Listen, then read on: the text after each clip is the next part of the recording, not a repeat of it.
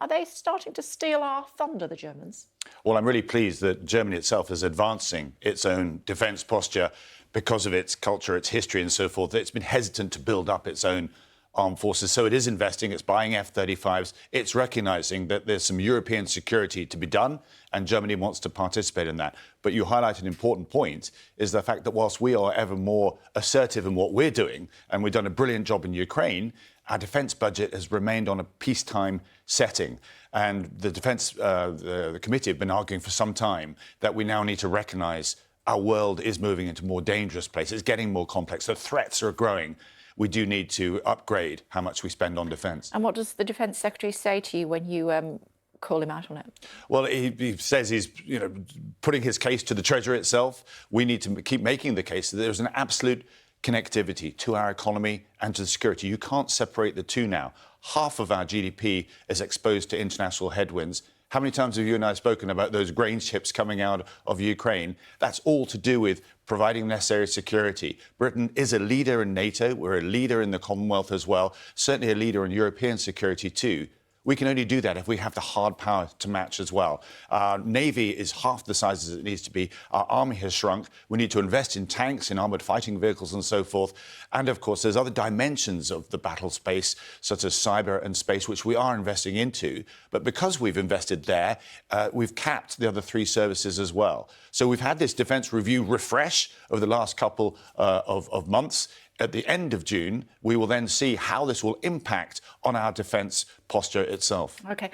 How are you feeling about the compromise that Rishi Sunak seems to have come up with President Zelensky when it comes to aircraft? It is difficult. The Typhoon is not the best aircraft for them to have. The F-16 is clearly the one that they should be using. There are MiG fighter pilots, Ukrainian pilots, that within 3 months could be using those. I hope that we can exert our influence to encourage the Americans to step forward.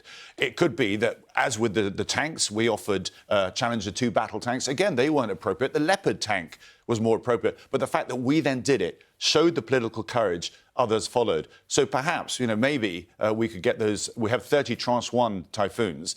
Maybe we could start providing those. They're not ideal because they're air-to-air combat rather than air-to-ground, which is what required. But it's absolutely fundamental. President Zelensky was here carrying his helmet when he visited Parliament to say, this is what I require. If you want to punch through Russian defences using tanks that they're now getting, they need the top cover with the fast jets. OK. I was at a spirited lunch yesterday where two well-known peers were going at each other in a very friendly way about Brexit.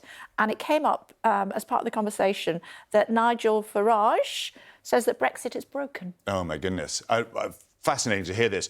Who wanted Brexit more than anybody else in the country? This was Nigel Farage. This is what he's lived for his entire life. So he clearly had a plan as to what Brexit would look like. And I would agree with him that what we've ended up is not there. What Nigel Farage wanted to do, and he campaigned for this, is to stay in the single market. Now, it wasn't just him. It was also Boris Johnson, it was Dan Hannan, and it was David Frost as well. These were the big architects of the Leave effort. Now, we ended up with an extreme form of Brexit.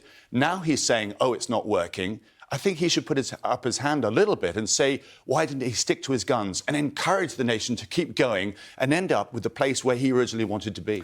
Don't encourage him.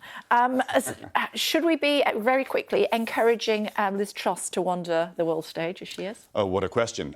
We need to recognise, and it fits in with some of the other strange conventions that are taking place across Britain at the moment, under a Conservative banner as such, that this is all seen, the optics of seen, as to whether this supports the current Prime Minister or not. Whether it's Boris Johnson or Liz Truss, everything that they will do will be looked at to see whether it's supportive of our chances to win the next general election. We've entered a period of calm. We've entered a period of determination. We're closing in the polls. When you see somebody like Liz Truss go to Taiwan, the Chinese won't distinguish the fact that this is a former Prime Minister operating on their own.